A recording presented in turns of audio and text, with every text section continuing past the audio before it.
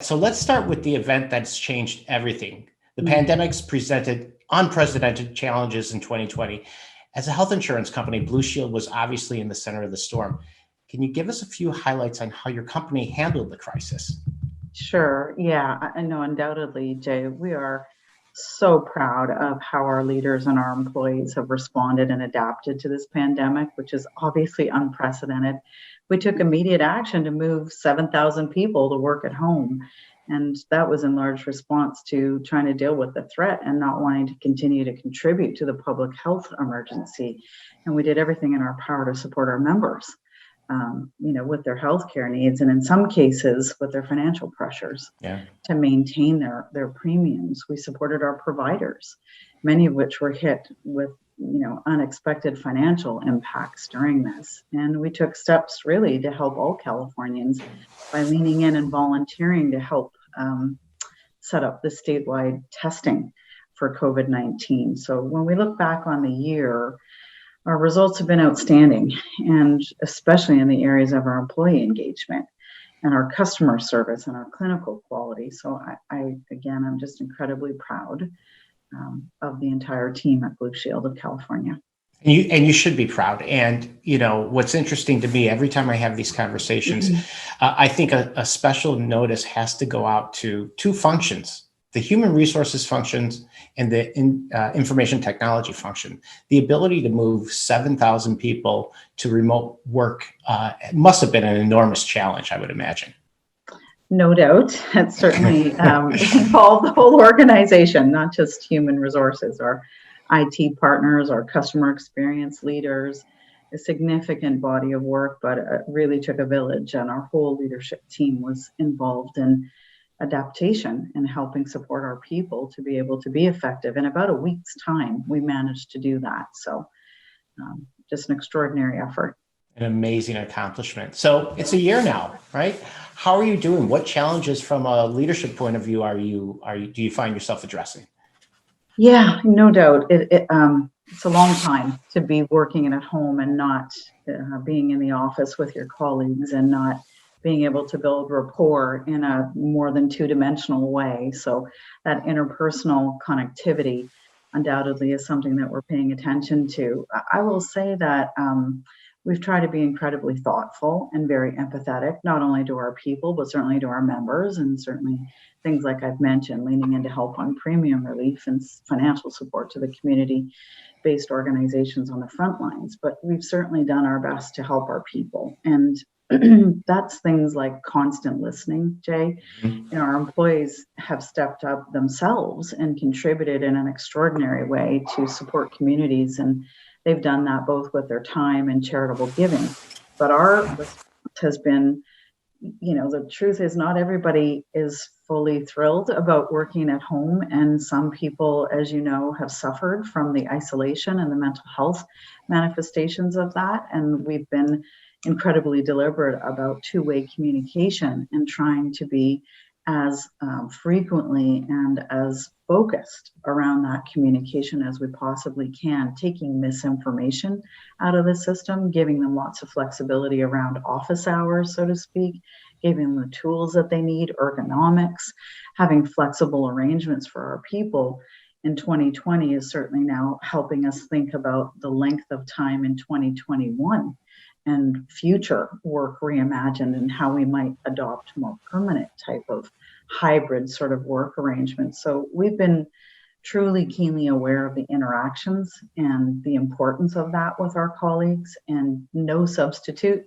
Zoom does not substitute for being in the same space with your people, and it doesn't necessarily lend itself to the reservoir of trust that comes from interpersonal interactions in a way. And so we're keeping that flexibility and forums to try to do that and facilitate as much as we can top of mind, and staying the course on listening, making sure that we're responding to what our people tell us that they need. So let's unpack that a little bit. Last year demonstrated the potential to better leverage flexible schedule, remote working, and video conferencing. How well has Blue Shield adapted to these changing working practices that were pushed into the forefront because of the pandemic? Yeah. Well, our response to the pandemic is really what we see as a leadership opportunity. It's certainly been a chance to lead with purpose and to act holistically, again, for all of our stakeholders, our members, our communities, our providers, our people. And we just strongly have a deeply held belief that, you have to cultivate leadership at all levels in an Hmm. organization. And we believe that the quality of our interactions and our communications is really at the heart of the quality of our overall leadership. And so, how we have communicated and interacted with everybody, all of our stakeholders, our members, our people, our providers, et cetera, throughout this pandemic is requiring a lot of agility and certainly adaptation. Things like our marketing and our communications, our response times to our members, our hours, our advertising campaigns, the way that we've dramatically expanded our digital content, for instance, in our channels there. Our social media traffic, Jay, was up more than 170%. So the decision to move 7,000 people to work from home was immediate almost and unprecedented. And that decision really was rooted in a concern for health and safety and our obligation as a health plan to not contribute to the public health, emergency here, and balancing that with the concerns that our people were raising and also wanting to serve our members with the highest possible care. So being rooted in purpose and this guiding principle about health and safety, it certainly led us to institute things like office hours Hmm. as people were working at home to allow for moms and dads who were trying to get their kids set up online early in the morning and couldn't also be in meetings and be truly dedicated to their profession while they're trying to be teachers at home, making sure that the lunch hours were protected and that people could recharge and rejuvenate away from their desks, giving people permission, candidly, to not always be on video. This is Right. very fatiguing, right? And Yep. encouraging people to not schedule meetings during windows wherever possible in order to allow people to unfocus and take care of themselves first before taking care of Blue Shield. The other part I would argue is tremendously important is this bit about taking misinformation out of the system and helping people know what to focus on. There Hmm. was so much in the public domain, and we have such a privilege here in our leadership team to have a medical leader, our chief health officer, our own Dr. Fauci to some extent, Right. and him being able to guide our decision making and giving people information where we saw risks in communities and the spread of the virus and taking misinformation out really helped with our people and again gave us lots of good information around how to organize in terms of working at home across the state. Fantastic. So pre-pandemic, had Blue Shield of California already invested in technologies such as collaboration tools, video conferencing, and artificial intelligence, or has that mainly come about because of the pandemic? Well, our mission here at Blue Shield of California is truly to transform healthcare, and that's our North Star. So, to make healthcare worthy of our family and friends and sustainably affordable has meant that Paul Markovich, our CEO, has been committed deeply to the idea of bringing healthcare into the digital age. And that certainly is fundamental to reducing costs and expanding access and increasing the quality of care. So, technology and digitization of healthcare has been at the heart of enabling our North Star for some time. As far as our Health Reimagined initiative, which is Mhm. really about transforming healthcare, at the heart of that is the use of technology. And that's across the healthcare sector, and it includes upgrading certainly our internal IT capabilities so that we could better serve our people, but also our members and our providers. And so when the pandemic hit, we had just moved our headquarters, you may be aware, and our Yeah. new headquarters was in Oakland after 80 years of being in San Francisco. A That new beautiful new office, right? beautiful, and that new building, unfortunately, Yes. we're not benefiting from at the moment. It's fitted with the most latest technology and all the employee supporting capabilities to enhance collaboration and communication and decision making. Our CIO also, who's extraordinary, she's fantastic. She rolled out more collaborative tools and virtual whiteboards and teams and these sorts of things that would continue to enhance collaboration having those kinds of tools and practices to support the distributed nature of our workforce has just been fundamental. It's not limited to that. I mean, obviously ergonomic support and giving people the tools they need at home, pretty key, but certainly changes at the heart, and disruption is true to what we're trying to do here in our North Star in the healthcare system. So these changes have certainly had effects on our people, no doubt, and on jobs and the way that we collaborate. But we're dedicated to trying to continually learn through this and to support our people. Yeah. And in part, that includes adapting new technologies, but it also means giving them, tools and resources should their jobs be disrupted or affected through all of this. We've got a program called Talent Bridge, and it's for people whose jobs may be affected by these technological improvements or changes in the way that healthcare is being delivered. And so that Talent Bridge is a leading program, and it allows our people to have the opportunity to redevelop and to invest in their skills to substantially acquire much different new capabilities for the future, and supports them to redeploy and pays them during that period. In fact, if you didn't redeploy, you could have access to skill building to a year after you leave. So it's thinking holistically and really being rooted in our North Star about trying to transform healthcare, but also doing so inside by trying to make it a great place to work. That's really fantastic, because the insurance industry traditionally was one of the best industries that you could enter that would provide you support and training. And a lot of legacy carriers have moved away from that. So hats off to Blue Shield of California for bringing that back and helping employees make the transition through what could be a really difficult time because of technology changes. Yeah, thank you, Jay. We agree. I mean, at the heart of engagement is opportunity. And if you don't give your people an opportunity to grow personally, professionally, financially, I think you trade off engagement and certainly performance. So we share a belief about the importance of that. Absolutely fantastic. So back to the point, it's interesting. You are not the only company that I'm aware of that has built a brand new shiny skyscraper before the pandemic, right? And so you've got this great new car that you want to take out for a ride. Yeah. But, work is changing a little bit. And people want to go back to the office. People want to work hybrid. Some people want to go virtual first. And I know that you take into consideration the health and well-being of your employees, but how do you determine if and when employees and how they should return to the office?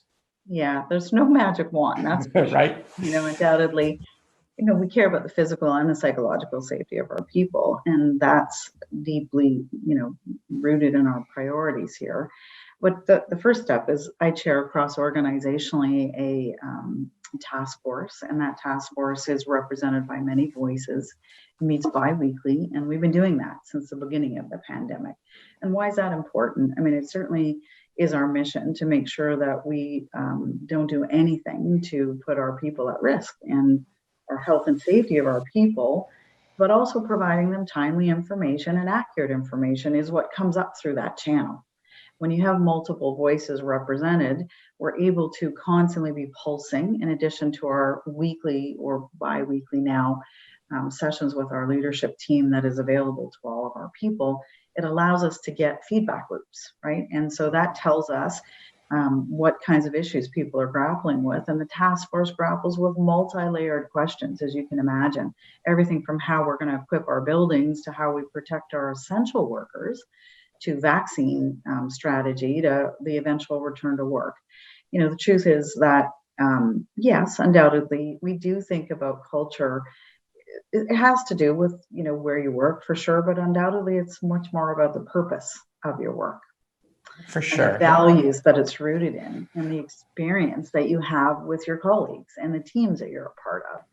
So for us, culture is much more than where you work. It's how you work and how you engage with your managers and your colleagues and your members. And it's certainly about having an opportunity to grow, like as we just agreed, right? Personally, professionally, financially. And so being committed to feedback loops, having multiple voices represented, thinking about the purpose and constantly connecting people back to that purpose of why we're here, living to our values, being incredibly rooted in that, including the employee experience. We're really committed to that in terms of our culture at Blue Shield and transparency and openness. And that's why we've been so diligent about that two-way with our people throughout this experience through digital channels and beyond. It's not new. It's a cornerstone of our beliefs here. And we think that leaders are responsible for making meaning for our people, and we expect leaders to make meaning. And our Great Place to Work scores tell us that we're doing pretty good on that front. When we think it's safe, candidly, to come back, and we'll be rooted again in the advice that we get from our Chief Health Officer and many other factors, then we will be bringing people back together for purposes of collaboration, for purposes of co-creation, for purposes of motivation and engagement. That is truly important. And we do envision a future where there is continued flexibility for working at home and for periods of deliberate collaboration that brings us together at times in the same places. And so that's really important to us. And our customer feedback has also been very high during this period. So we've learned something, right? It tells us we're able to meet the needs of over 4 million members, despite working at home. But we also care deeply about the camaraderie and the collaboration and co-creativity that occurs when we're together. And we're going to try to get that tension right by continuing to listen and being flexible and creative. But there certainly isn't a one size fits all. So I know that you've got a very specific developed culture at Blue Shield of California. So let's focus on that for a moment. A work from home environment can challenge and establish internal culture. What has the impact been on the culture of Blue Shield of California? Well, culture is a lot of things to a lot of people. The deeply held belief that we have at Blue Shield is that there's no greater lever of culture than the quality of leadership at all levels. This determines permissible behavior in the system, and it is what galvanizes and reinforces your purpose and what you stand for. It can certainly accelerate achievement of strategic goals, and when you get it wrong, it can decelerate or get in the way of what you're trying to achieve. So we continue to make decisions on a daily basis that take all of our stakeholders into account, including our people. We emphasize leading with humanity as a part of our response to the pandemic, and the increase in flexibility and the tools to do your job remotely are examples of that. The continuous listening, as I shared. We've given our people much more time off to recharge. We contribute to our communities that we work and live in to strengthen them and to help people do things that matter to them personally in their communities. We've continued to invest in virtual learning so that people can take advantage of that and maximize learning to the extent that they can in short bursts and in formal ways, like we offer people a free undergraduate or a graduate level degree and shorter LinkedIn type learning events, etc., for people to have access at the times that work just in time for them. At the heart of all the things that we do is a reliance on this two-way dialogue with our people who help us understand where we need to improve, such as in areas of social justice or health inequities, right? And where we can do things better. And these investments in our people and flexibility and the communication really is a two-way loop. It comes from what they're asking and what we believe in terms of our values. There's just a straight line between employee experience and member experience. And we truly believe if we take care of our people, they will take care of our members. Absolutely. And you touched momentarily on social determinants of health, which I find absolutely fascinating. And I think that's how health insurance companies have a special requirement to impact and improve the care of the members in your that are part of your organization. So again, hats off to your organization for focusing in on that, the social justice aspects, some of the challenges that we faced over the past year outside of the pandemic. It's been a tough year, to say the least. And I'm sorry, go ahead. No, I'm agreeing with you. It certainly has. Yeah, and so, over the past year, corporations have been faced with challenges that they've never been faced before, especially when supporting their employees during a very stressful time. How is Blue Shield of California supporting the mental health of its employees? Is that a concern?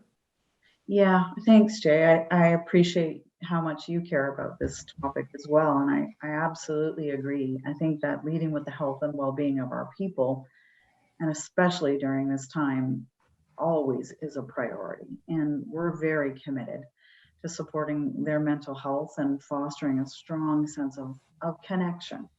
Even while we're working remotely, as I shared earlier, some people are feeling incredibly isolated. And so things like just opportunities on Yammer, as an example, to be lighthearted. Paul and I had a cook-off as an example, and it inspired an awful lot of connectedness and social response from our people. Of course, we know that work is social as well, and lots of other knock-on things occurred, art contests, etc. These sort of things that do give people a sense of community and a sense of connection, really important. And as I say, we have campaigns, we call it the Silver Linings Campaign, but we also believe that preventative care for mental health is just as important as preventative care for your physical health. We've always had robust benefits around mental health. For example, Teledoc is tremendous, and it's been incredibly utilized during the pandemic so that people can get access to that remotely. Our employee assistance program, we've extended. We covered an awful lot more sessions in 2020, including team sessions. For instance, if people felt like that might be helpful, to cover sessions with licensed counselors who help their families, not just them, to take advantage of resources and to begin to get the help that they need. We've just introduced, and we're launching this for the entire summer hours, so that Fridays are all the way through June through Labor Day are shorter, meaning that there be no meetings and no expectation after 2 o'clock, ending the days early on Fridays. That's great. Small things like that. Yeah. It gives people meeting-free zones. It gives them more time for personal rejuvenation. It's fundamental to a culture of well-being. We are also asking our senior leaders to facilitate small group discussions to remove stigma and make it permissible for people to express just how are they doing, and to talk about micro stressors and sleep and the importance of that, and self-advocacy and resilience. They're all examples of things that we try to focus on. We continue to try to give people training in so far as empowering themselves with respect to their own employee experience and promoting that two-way communication that I've been talking about, to promote and encourage, addressing your stress and your well-being. We always just ask our leaders, our people leaders, to listen. That active listening is really a part of living our values and living up to our leadership model, and not just talk to your employees about their work, but ask them how they're doing, and emphasizing the importance of these things and connection. It in a self reduces stress, but giving people time to unfocus as much as focus is tremendously important. Our resource groups, by the way, as you mentioned, social justice, for instance, our employee resource groups have been tremendous help to us, because they host a lot of listening sessions, and they give us an awful lot of creative and safe space, and help us in conversations where employees can share their experiences and find further support. So those are just some of the ways that we're trying to help on the mental health and isolation and connectivity front and support people through this. I'm going to ask a question that may be a little off, and if you don't want to answer it, just say no. But Mary, what I really admire about Blue Shield of California, and you keep bringing it up in our conversation, is leadership. And I know that you have a very defined leadership model. Can you describe that for us? Yeah, sure. Here's the thing, Jay, it's rooted in the belief, as I said earlier, that at the heart of culture is the quality of your leadership. And leadership is by no means the title on your business card. It's not the domain of a position, so to speak. It's why we emphasize leadership at all levels. the way we think about leadership is that you are accountable for results leadership for sure. And getting those results in the right way is as important as getting results. You're also accountable to be a people leader. And that doesn't mean necessarily in ways that you have folks directly reporting to you. It's true that your colleagues look to you as a people leader at times. Sometimes we're leading up, right? And as much as having the privilege of having people that look up to us for leadership. So leadership is about results, certainly about people leadership. It's fundamentally about your personal leadership. And that's about how do I adapt and learn? How do I show up on a daily basis with a sense of emotional intelligence as much as my IQ?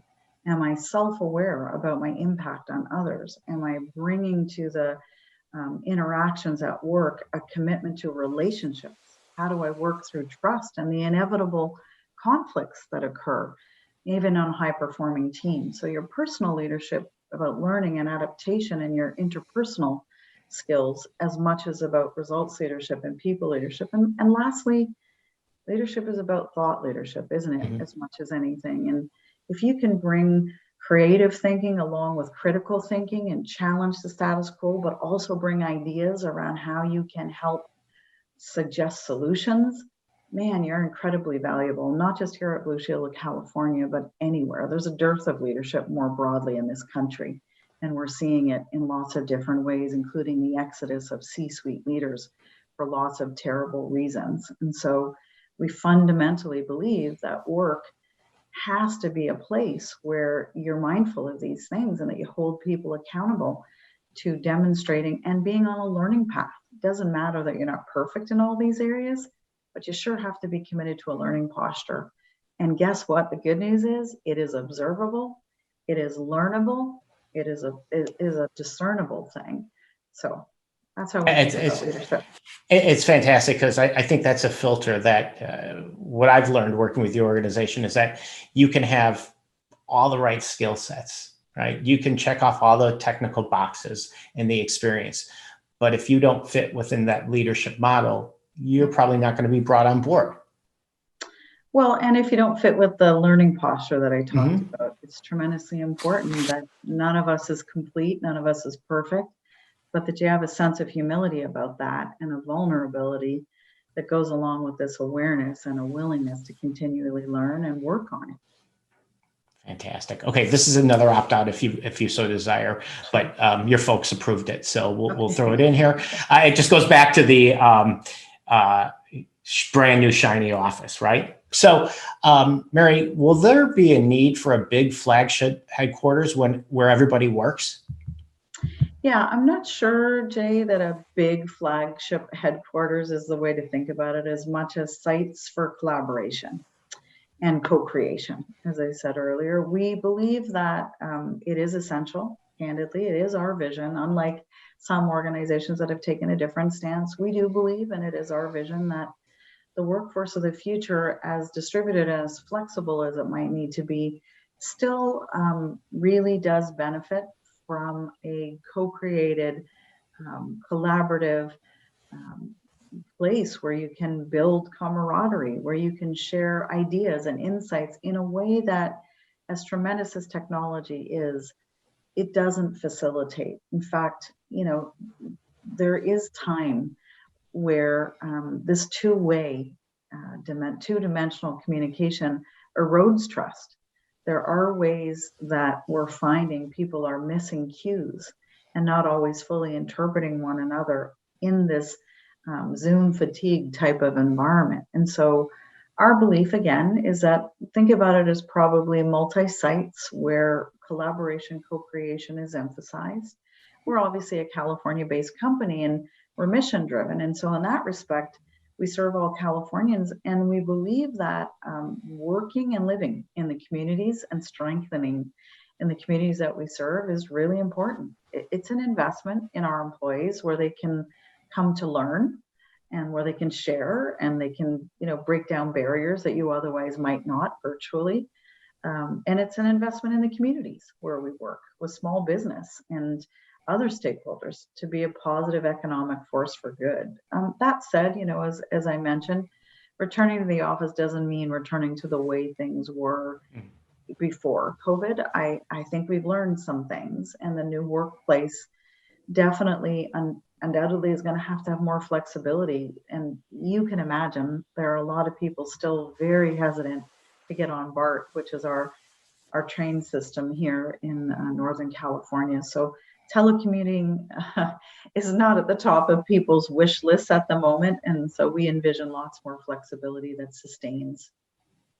So do you agree that there'll be fewer face-to-face meetings after the pandemic ends? And, corporate travel could take years to recover. How much face-to-face meetings contribute to the value of the business relationships? Yeah, it's a great thought. It's a pandemic in and of itself, isn't it? All these overuse of meetings. We do think that the culture of meetings has to improve. More meeting hygiene is something that we're emphasizing, frankly, and a focus around why are you meeting and who exactly needs to be there, and shorter, more outcome oriented meetings is definitely an area of priority for us. We pride ourselves on being agile and an adaptive organization. And we've always, really supported remote work to a degree across various roles and localities. But in the last year, our people have shown their capability to quickly adjust into these new full-time teleworking norms and carry on. And the degree of flexibility around how to do that and when work gets done has been challenged.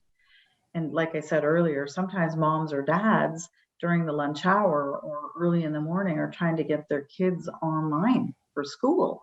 So it's certainly made us have to be more flexible about the use of meetings. And we're really proud that our people have figured out how to adapt in that regard, but we're doubling down, I would argue for sure, on this question of the frequency of meetings and the modes of communication that we use and the purpose. And as I say, kind of getting at this point on meeting hygiene. Like I said earlier, some of the office hours that we introduced, including now these summer hours, we hope will continue to contribute to quiet times so that people can be as unfocused as they are focused, which of course aids in our overall ability to be creative, fundamental to trying to transform healthcare.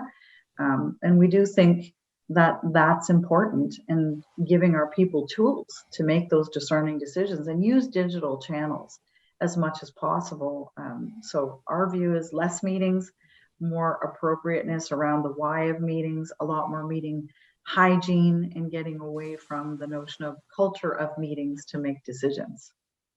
It feels to me that Blue Shield of California, we know that you're a mission-driven organization, but it also feels to me, with the changes that you've brought about and under your leadership, it feels more human to me, to be quite honest with you.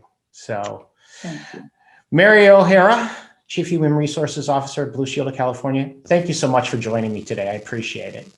Thank you, Jay. I tremendously appreciate everything that we've talked about today, and we're all striving here to, come out of this with some learnings that have surfaced during the pandemic. And I think we can create stronger communities and build more work engagement and loyalty. And that comes from acting with humanity and a consciousness around that, caring for the whole person. And that means finding ways to connect, not only through the work, but on a personal level. Well said. Well said. Thanks, Mary.